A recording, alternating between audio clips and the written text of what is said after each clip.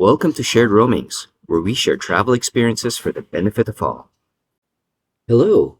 In this video, we want to share with you our experience cruising into Charlottetown, which is in Prince Edward Island in Canada.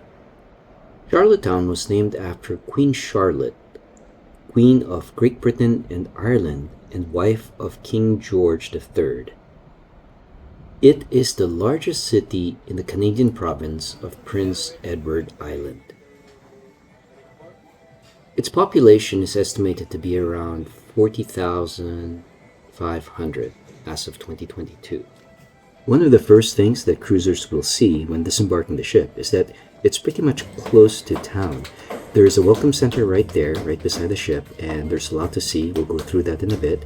And in this particular case, there were some youth dancing Celtic step line dances, and it was great to see. The energy was just amazing, and it gave us a good impression, a great first impression of the local culture.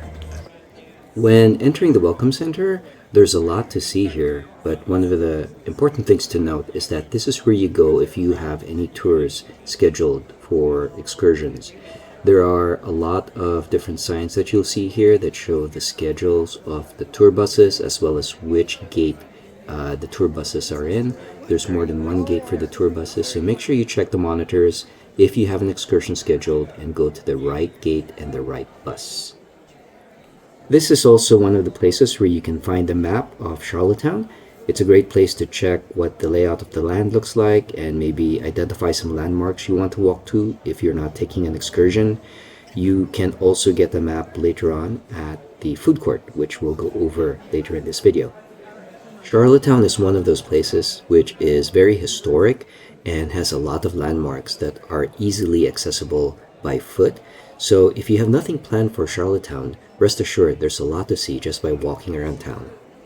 Now in this facility, you'll find a lot of different products being sold, and they're arranged in nice little stores within the building, and you can find things from maple syrup to maple related candy to carvings to magnets and different clothes that represent Charlottetown in Canada.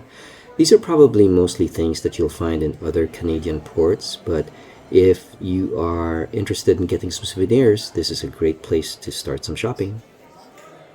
You'll see from this video that this place is pretty huge. There's really a lot to see here and shop for. You'll see people catching their tour buses at different gates, so make sure you look at the signs if you're signed up for an excursion and go to the correct gate and the correct bus. We're just doing a hop on, hop off. We did that in Paris, and we like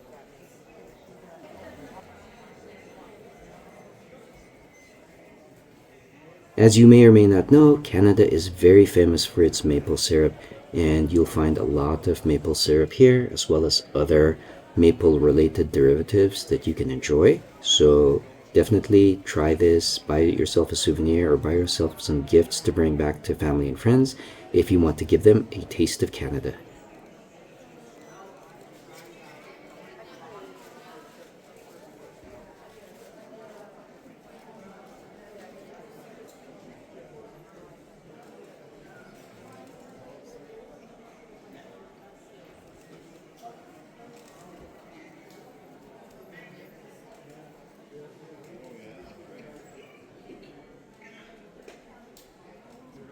One warning we want to share with any of you who are in this area is right outside the Welcome Center, you'll find this place called the Lobster Trap that serves lobster rolls.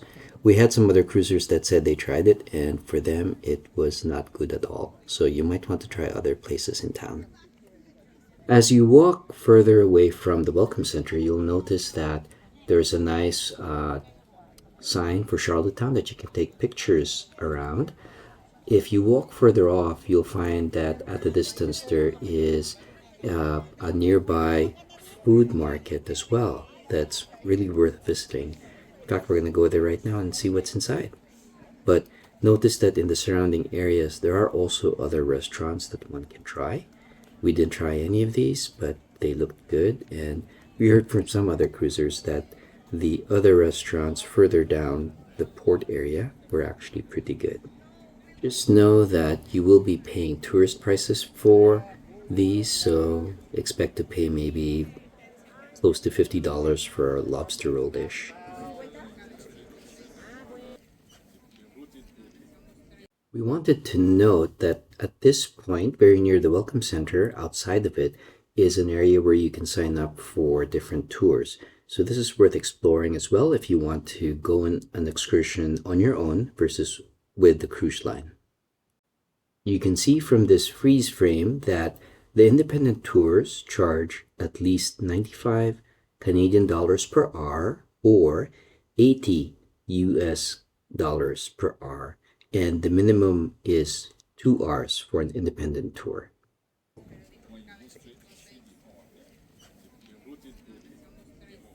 Private island tours, beautiful lighthouses. Hello. As we continue down the pathway, you'll see that there are signs showing where different destinations are. Make a left at this point to go towards the food market.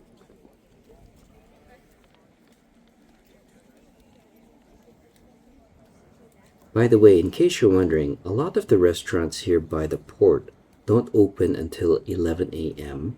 So if your cruise comes in early, you'll probably have 2-3 hours before these restaurants open.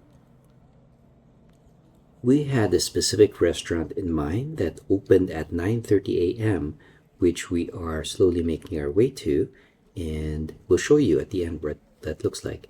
And here you can see the food court right in front of us on the left side. To be more accurate, I should call this the Founders Food Hall and Market instead of the food court, but you know what I mean. And here we are at last, after a 5 to 7 minute walk from the Welcome Center. We finally made our way to the food court, and it is really nicely designed inside with a lot of different restaurants. You can get local cuisine here, you can get smoothies and drinks. There are a number of different restaurants like Filipino restaurants, Indian restaurants, vegetarian restaurants, Vietnamese restaurants. All of this you will see as we walk through the food hall, and on the second floor there's a dining area. Now we got here maybe around 10:30, so a lot of them were still closed, but you can at least get an idea of the food choices that are available to you if you'd like to eat in the food hall. Since a lot of the restaurants here may be closed initially when cruisers arrive, passengers may want to tour around town first and then come back to the food court before they get back on their ship, or wait until the restaurants open and then walk around town to burn off the calories. Also, in case you're curious, the restaurant that we are planning to go to is not in the food hall. It is outside, very close though. We hope you find the preview of the food hall very informative in case you ever plan to visit this part of Charlottetown. We definitely found that it was impressive just from a diversity perspective with all the food choices and all the cultural options available here. One of our regrets was that we did not actually have the time or space in our tummies to try any of the food here in the food hall after we had our lunch outside. We hope that some of you may have tried some of the food here and will leave comments about how their experience was with the food that they ate here.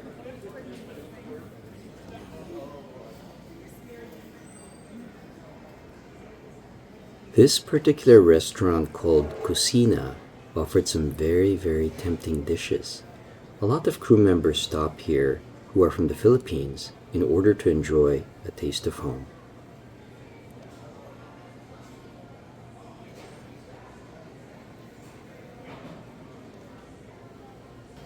The end of the food hall, after the French Caribbean soul food and the potato restaurant, one will find an information desk. We highly recommend talking to the person at the information desk because they are very helpful and can tell you where to go around town, whether you want to look for a restaurant that's good in a particular type of dish or specific sites that you want to see. They can also give you maps that will be very helpful as you walk around town. When exiting the food hall in the side facing town, one will immediately see more people and three modes of transportation. One is a bus that you can take around town for tours. One is a group pedaling cycle where you can pedal around town as a group. And you can also see a horse and carriage bringing people around town for a tour. They only take cash, by the way, for payment.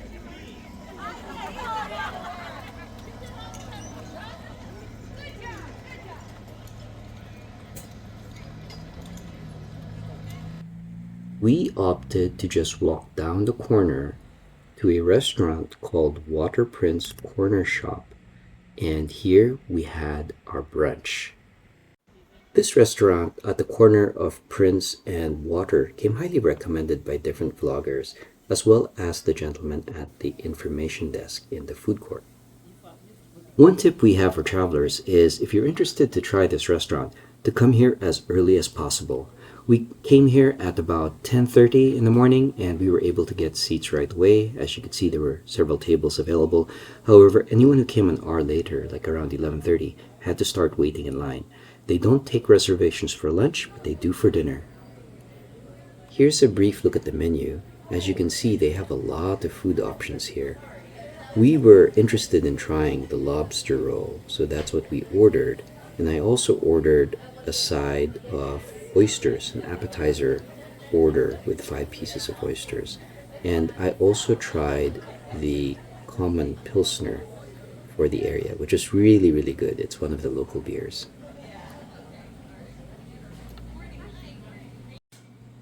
To be honest, the fried oyster appetizer was a bit underwhelming. It was okay, but probably not something I'd order again in the future.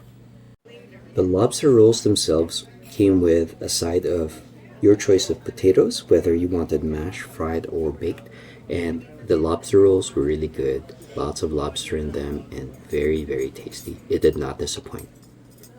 We hope you enjoyed this quick overview of the port of Charlottetown, and hopefully it gave you some idea of what to do there if you have no other specific plans for the area. It's a great place, and hopefully the video showed you some of the things you might be able to do around the port. But if you go beyond the port and walk around town, there's a lot more to see, and it's a very, very beautiful town. Also, we want to give a shout out to the people of Charlottetown. They were just so kind, so friendly, and those we met in the different establishments gave us awesome service. We highly recommend visiting Charlottetown if you have the opportunity to do so. We hope you enjoyed this video. Please give us a thumbs up and subscribe if you did and want to see more content like this. And we hope and wish you safe and happy roamings wherever your travels take you next. Have a great day.